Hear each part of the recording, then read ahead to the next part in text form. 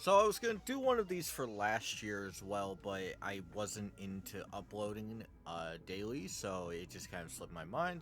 But I want to talk about my retro achievements year in review, basically, because there's no true like kind of statistic thing for this. You could find stuff yourself, but it's mostly you have to kind of walk through it. And so I wanted to talk about myself because ultimately I have a lot of fun on the site, and I do think it is a very fun way to go about earning achievements. And as you can see, I play a lot of games. A lot of these I have not played previously, or at least have not been, besides probably the Pokemon ones and some of the Mega Mans, which is why there's not that many Mega Man badges, because I don't want to replay a lot of stuff. But that will probably change as we go into 2025, because I hit 116, which will probably be a little bit later, or a little bit higher when this is posted. I don't know. See, at the end of the day, this is going to be posted about the same time that the true rollover day is, because my time zone is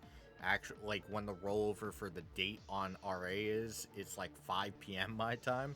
But that's because time zones in Arizona is actually the one good thing about Arizona: no time zones. Just saying, it's great. But yeah, this year it was a much slower year for point gain than it was last year. I think if I go back to the graph, which you can actually like go and check out right here, and if you go to more, let me see if I can get this to pop up real quick. Yeah, if you go to more, you can actually do like a quick check. I think if we go and find it, I'm pretty sure I gained about like 40,000 this year. Close enough. Yeah, about 40,000, which is really pathetic in comparison to last year, because I gained about 70,000. If you look at the better dates I've had, I only have two from this year alone, which is partly because I burned myself out, which I'll get into.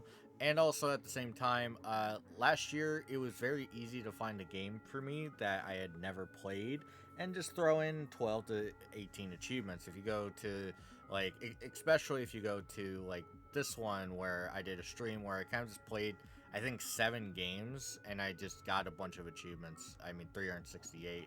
Uh, of course, I had one this year where I just played a bunch, but we'll get into that. But yeah, you can see multiple dates of 2023, and I only have one. Yep, just the two in 2024.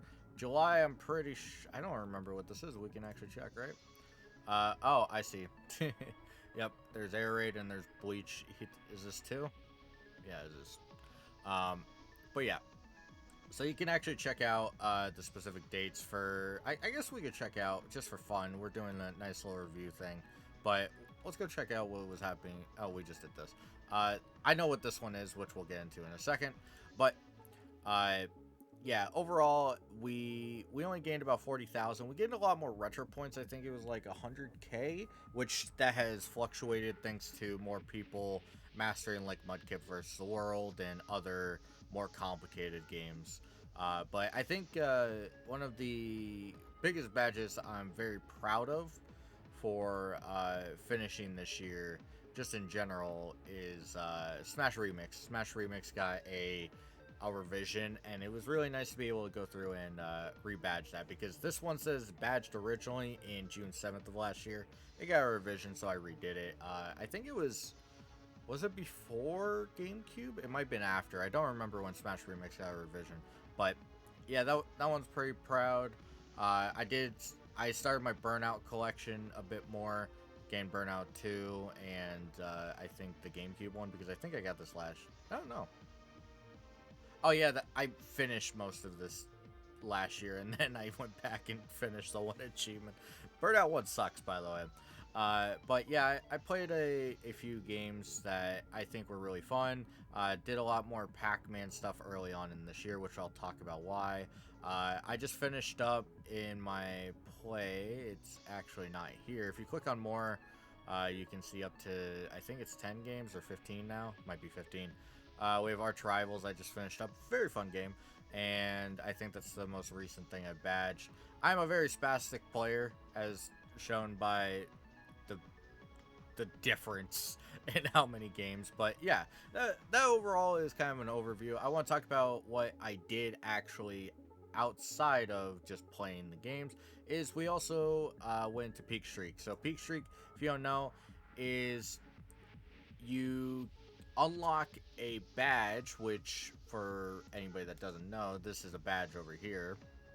But uh, you unlock a badge for a streak of 100 days in a row, which it's not as hard as is on paper, but you will come across stuff that is truly, truly frustrating. I think I have the forum post, yeah.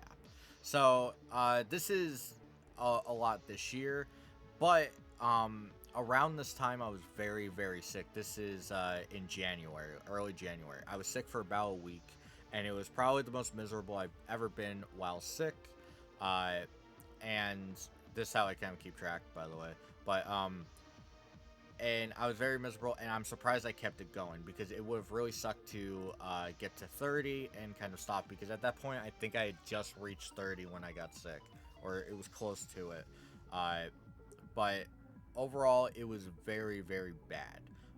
As you can see, not a lot of people get it. It's at 61 now. It's been going up a lot more because there's a lot easier stuff to badge in general as time goes on, which it's always going to be the case. But overall, it was a very hard thing to finish. I finished it in March, I want to say, or March or May, I think it was. Let me see real quick. We could check. I started picking games. Some of these games are actual legit games, like the subset for Midori, World Championship, Yu-Gi-Oh! I did like 7 World Who Wants to Be a Millionaire. Emerald Kaizo, fuck that game. Where is... Yeah, we could just go check this. Yep, there we go. It was March 8th, which GB Corp, which wasn't the easiest of games. And I think I also did a Day 101, just to kind of be sure. Because there was a bit there where I miscounted. I miscounted by 1, and I just skipped a number, and I wanted to be sure no matter what, even if I miscounted, I had the extra 1 in my back pocket.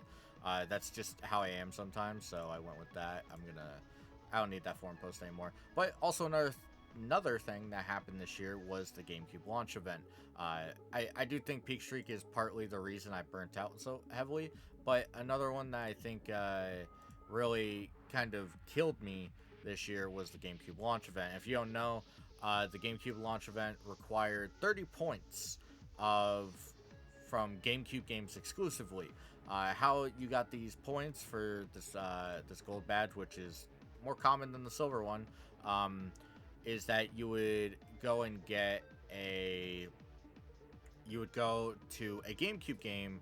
I keep going to I'm closing the history one, but you would go to a GameCube game and you would get a beat and you would get a point. Now, some of these were worth different amounts if they were, very hard, or they were longer, or so on and so forth. For example, just right here, if we look at this, GT Cube was worth 1 point flat, whereas Double Dash was 2 and Melee was 3. Very easy to keep track of. As you can see, I haven't really done anything since I ended up going through this. GameCube kind of burned me out, which really sucks because I want to go back and do custom Robo, maybe later. But yeah, I spent the time pretty early on not really doing much. In July, I ended up collecting basically just the Pokemon stuff, and then I did one in August, and I was like, I'll grab the beat in Mario Party as well, and then Pokemon Channel is just a simple beat, which I need a master actually at some point. I like the badge. I like Jirachi a bit. But, yeah, I ended up being pretty slow in the first 2 months. First month and a half. And then I was like, oh, we'll probably do a bit. And so I grabbed this. I grabbed a mastery. And then I was like, oh, stuff is going by. Oh, stuff is going by. And as you can see in October, I really started to pick up. I know Melee is actually wrong. I beat this slightly earlier, but something weird with the achievement happens where it just pops. This is way later. And then as you can see, about 4 days before the event ended, 3 days actually, I got the final thing that I needed, which was the Pickle's Big Game. So if you actually count, it goes like 1. This is worth 1 because it's a subset. So you're at 2, and then you go 4, 6, 7, 8, 9, 10, and then 12.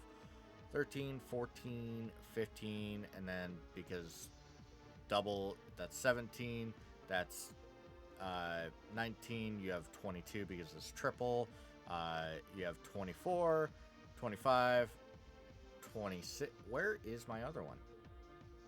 Did I get revised or did I miscount double? I might have done that. I definitely did. Oh, hold on. Because, so that's 2. Now I'm, oh, Mario Power Tennis is worth 3. That's right. I kind of ignored that. But I wanted to make sure it was right. But when it comes down to it, it was a pretty boring experience in my opinion. I love GameCube. I'm one of those GameCube, like, I think it's probably the best console of the generation. Uh, but I really feel that it suffered a lot by going through this. I did get to play I played the movie before, but Battle for Bikini Bottom is a game I never played before, which was really nice. GT Cube as well. It was nice to play those and actually go through them. I did think it was fun. Piglet's Big Game, which has gotten a huge boom recently, which is kind of funny. But overall, that was my experience with the events, and we're gonna close that out. But what's going on in 2024 to kind of make this slow is I suffered from burnout. Overall, I want to be a lot higher in points if you actually look, which will probably change over time. There's a bunch of accounts here. I'm in a very weird spot where I'm kind of very close to not being in the top 125 because a lot of people are also grinding at the same time. But I want to be out of here pretty quickly as we head into 2025. I want to be in the top 100 pretty much like by February or like the end of February, I should say. That gives me 2 months to do well. And I have a type of idea that I'm going to be doing for that, which is nice. And also one of the things I want to work on is clearing these badges. If you actually look at all... if Can we just go here? No, okay. Let me see if I... Oh, hold on, I got this. We have... Without any hardcore... Can't you do... Nah, here it is. Achievements won the most. Oh, games without any award. Oh, with any award. Hold on. Completed games being unfinished. There we go. We'll do that. But like, you could find dozens upon dozens of games that I have not finished. And some of these I really need to get back to. Some of these I have no intention of. I saw it real quick. Where was it? Where is it? This one. Fuck that. The hack sucks. But like I've been wanting to do Centipede. Millipede is right around the corner. This Tetris is impossible for me. I need to go back and finish this. It just takes a little bit of time. I have Bloons Tower Defense, which is started, which is coming close. Like, as you can see, I get really close on a bunch of these. I think this was, this is done in April of last year. Been over a year. Or it will be, no, it's been over a year by a long shot, yeah. But I worked very hard to get most of these, and I just didn't finish it. So, that's one of the things I really want to do is clean up a lot of stuff. I think my ultimate goal is to... if it reaches 70%, I want to at least get the beat for it, and see where that takes me. But if it's like possible, if I'm actually able to do it, then I do think I'll try and get the badge, which is for most of these. A great example of one that I won't be getting the badge, but I should have the beat for some reason, is this one. SpongeBob SquarePants the movie. I'm not getting the badge. I'm not that good at time trials. I mean, there's a 50-point time trial here. Like, I'm not gonna be able to do it. I'm not that good at that. But I should be able to get the beat. And then there's like Wily Words, which I just haven't gone back and done. But like, these are all... Some of these are really old games. Like Duck Hunt, I've already pointed out. Wily Words is also very old from when I played it. But some of these are much more recent. I don't want to kind of leave them for too long, which is why I'll probably end up doing a bit of a cleanup thing. I don't know if you'll see recorded or streams of it. No idea, but that's basically it for the review.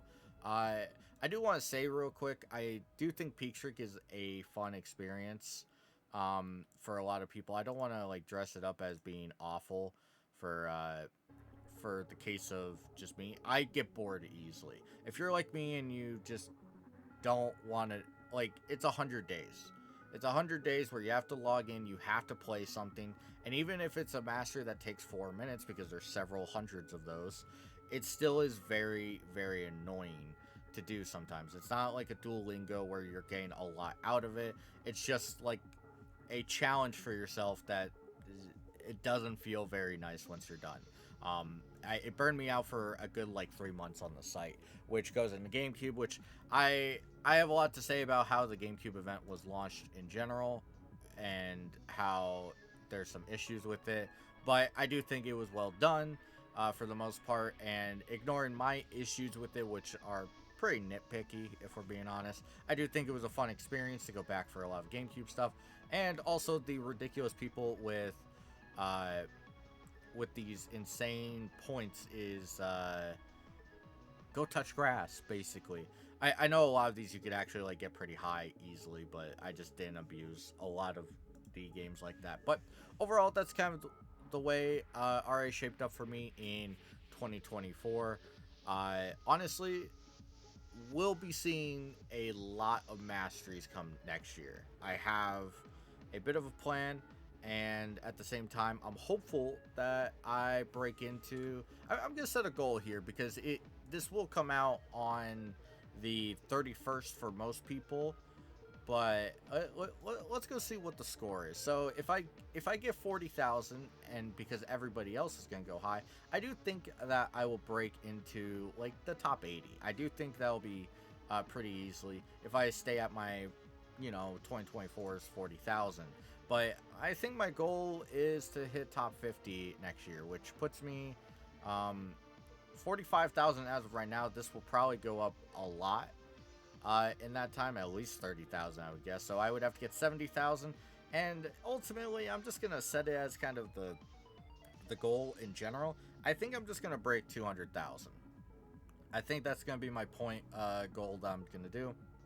Also want my retro ratio up because even though I think it's a very scam number in general, I'm one of the lowest in the top 300, which is hilarious to me. But I think I need to get it up and actually go for a little bit harder stuff. Which, not to say I haven't done hard stuff, it's just a lot of it is not played as much. Like X-Zeus, where's X-Zeus at? This should be higher. It's only 5 or 4.5, which is, stuff. But I think my goal is top 50 or at least 200,000 points if everybody gets a huge spike up. And that involves a lot of playing, which you will see in the next year. You'll probably see a lot more RA content on this channel. If that interests you, please let me know. It does matter. And at the same time, if that doesn't interest you, well, that sucks. That's what I'm going for. But you'll see a lot of different retro games, what I do to go through and get the badges for random games like this, just challenges and stuff like that. So if you have any interest in that, of course, you'll see it around, and I hope to see you guys next year for what's looking to be a pretty difficult experience.